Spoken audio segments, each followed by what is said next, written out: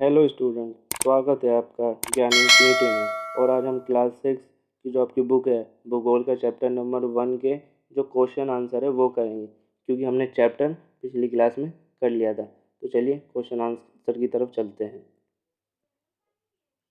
तो यहाँ पर देखिए क्या देख रहे हैं। यहाँ पर हमें ये 6 क्वेश्चन दे रखे हैं, इनके हमें आंसर बताने, यानी पहले क्वेश्चन के 6 पार्ट दे रखे हैं। तो चलिए इन्हें हम आगे अगले पेज पे करते हैं। देखिए पहले क्वेश्चन का यानी पहला पार्ट, ग्रह और तारों में क्या अंतर है। तो हमने पहले देखा था ग्रह के पास अपना प्रकाश और ऊष्मा नहीं होता, जबकि तारों के पास अपना प्रकाश और ऊष्मा होता है। तारे चमकते हैं परंतु ग्रह नहीं चमकते हैं। ठीक है, आपको ये बात याद रखनी है। अब पहले क्वेश्चन के सेकंड पार्ट में यानी हाँ में क्या दे रखा है। सौर मंडल से आप क्या समझते हैं। सौर मंडल में ऊर्जा का स्रोत सूर्य है। सूर्य सौर मंडल के चारों ओर चक्कर लगाने वाले विभिन्न ग्रह, उपग्रह और कुछ अन्य खगोलीय पिंड जैसे क्षुद्र ग्रह और उल्का पिंड का समूह है तथा सूर्य सौर मंडल के केंद्र में। अब पहले क्वेश्चन का तीसरा पार्ट करते हैं। सूर्य से उनकी दूरी के अनुसार ग्रहों के नाम लिखिए। तो सूर्य से उनकी दूरी के अनुसार ग्रहों के नाम हम चैप्टर में पढ़ चुके हैं। तो ये पहले कौन, सूर्य के सबसे पहले क्या आता है, बुध। फिर आता है शुक्र, फिर आता है पृथ्वी, फिर आता है मंगल ग्रह, फिर आता है बृहस्पति ग्रह, फिर आता है शनि ग्रह, फिर आता है यूरेनस, फिर आता है नेपच्यून। तो आपको याद रखना है सबसे पहले कौन सा आता है, बुध, सबसे एंड में नेपच्यून। और इनमें से जो तीसरे नंबर पे कौन आता है, हमारे जो जिस पर हम रहते हैं पृथ्वी।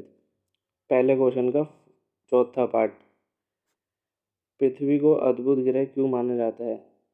अब पृथ्वी को अद्भुत ग्रह क्यों माना जाता है, हम चैप्टर में पढ़ चुके हैं। जीवन जीने के लिए अनुकूल परिस्थितियों का संभव होना केवल पृथ्वी पर ही पाया जाता है। पृथ्वी पर पानी वायु उपलब्ध है जो हमारे लिए आवश्यक है। यानी हम कह सकते हैं पृथ्वी इसलिए अद्भुत है कि पृथ्वी पर वो हर चीज़ पाई जाती है जो इंसान के जीने के लिए आवश्यक। अब हम पहले क्वेश्चन के 5वें पार्ट को करेंगे। हम हमेशा चंद्रमा के एक भाग को क्यों देख पाते हैं। आंसर में क्या आएगा, चंद्रमा लगभग 27 दिनों में पृथ्वी का एक चक्कर लगाता है। इतना ही समय इसे अपने अक्ष पर एक चक्कर पूरा करने में लगता है। इसी कारण हम चंद्रमा का एक ही भाग देख पाते हैं।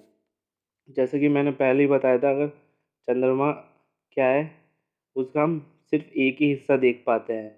क्यों, इसका हम पीछे वाला हिस्सा हम कभी भी नहीं देख पाते, क्योंकि ये अपने अक्ष पर भी घूमता है और पृथ्वी के चारों तरफ भी ये। पहले क्वेश्चन का 5वां पार्ट करेंगे अब हम। ब्रह्मांड से आप क्या समझते हैं। करोड़ों तारों, बादलों तथा गैसों की एक प्रणाली आकाशगंगा है। इस प्रकार की लाखों आकाशगंगा मिलकर ब्रह्मांड का निर्माण करती हैं। तो मैंने आपको पहले बताया, पहले पृथ्वी आती है, बहुत सारे पृथ्वी यानी ग्रह, बहुत सारे ग्रह को मिलाकर क्या बनता है, सौर मंडल। बहुत सारे सौर मंडल को मिलाकर क्या बनता है, आकाशगंगा। और ऐसी बहुत सारे आकाशगंगा को मिलाकर ब्रह्मांड बनता है। अब हम सेकंड क्वेश्चन के पार्टों को करेंगे। पहले पार्ट में क्या दे रखा है, किस ग्रह को पृथ्वी के जुड़वा ग्रह के नाम से जाना जाता है। तो हमने पढ़ा था जब हम चैप्टर कर रहे थे, तो कौन सा ग्रह है, शुक्र ग्रह। शुक्र ग्रह को पृथ्वी का कौन सा जुड़वा ग्रह कहा जाता है। दूसरे क्वेश्चन में दे रखा है, सूर्य से तीसरा सबसे नज़दीक ग्रह कौन सा है। तो हमने पहले ही पढ़ा है, सबसे नज़दीक कौन सा आता है, बुध। उसके बाद आता है, पहले नज़दीक आता है बुध, उसके बाद दूसरे नंबर पर शुक्र और तीसरे नंबर पर आता है पृथ्वी। तीसरे क्वेश्चन में क्या कह रखा है, दूसरे के तीसरे क्वेश्चन में, सभी ग्रह सूर्य के चारों ओर किस प्रकार के पथ पर चक्कर लगाते हैं। तो हमने चैप्टर जब हम पढ़ रहे थे तो हमने ना ये वृत्तापथ पढ़ा था ना ही आयताकार पढ़ा था। हमने जो पढ़ा था ये दीर्घवृत्ताकार पढ़ा था। जो जो सूर्य के चारों ओर जो ग्रह चक्कर लगाते हैं वो किस पोजीशन में लगाते हैं? दीर्घ वृत्ताकार में लगाते हैं। ऐसे ही सेकंड क्वेश्चन में, इसके फोर्थ क्वेश्चन में क्या कह रखा है? ध्रुवीय तारे से किस दिशा का ज्ञान होता है? तो जो हम चैप्टर पढ़ते तो ध्रुवीय तारा कहाँ, कौन सा दिशा का में पाया जाता है? वो उत्तर में पाया जाता है। और इसी जब ये उत्तर में पाया जाता है तो हम इसी से क्या अंदाजा लगाते हैं कि इसके इस साइड क्या होगा? पूर्व, और इस साइड क्या होगा? पश्चिम, और नीचे की साइड दक्षिण, और ऊपर क्या होता है? ध्रुवीय तारा, यानी उत्तर की तरफ क्या होता है? ध्रुवीय तारा होता है। इससे हमें ये पता चलता है। अब इसके पांचवें क्वेश्चन में क्या कह रहे हैं कि क्षुद्र ग्रह किन कक्षाओं के बीच पाए जाते हैं? तो हमने पहले ही पढ़ा है, ये मंगल और बृहस्पति के बीच पाए जाते हैं। तीसरे क्वेश्चन में खाली स्थान भरें। तो देखिए, तारों का एक समूह जो विभिन्न प्रतिरूपों का निर्माण करता है उसे हम नक्षत्र मंडल कहते हैं। दूसरा क्या है? तारों की एक बहुत बड़ी प्रणाली को आकाशगंगा कहते हैं। चंद्रमा पृथ्वी के सबसे नजदीक है। चौथे क्वेश्चन में क्या है? चंद्रमा पृथ्वी के सबसे नजदीक है। पांचवें में क्या दे रखा है? पृथ्वी सूर्य से तीसरा सबसे नजदीक ग्रह है।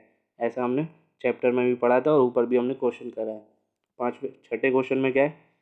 ग्रह के पास अपनी प्रकाश तथा ऊष्मा नहीं होता। ये भी हमने चैप्टर में पढ़ा था कि जो ग्रह होते हैं उनके पास अपना प्रकाश और ऊष्मा नहीं होता, बल्कि किसके पास होता है?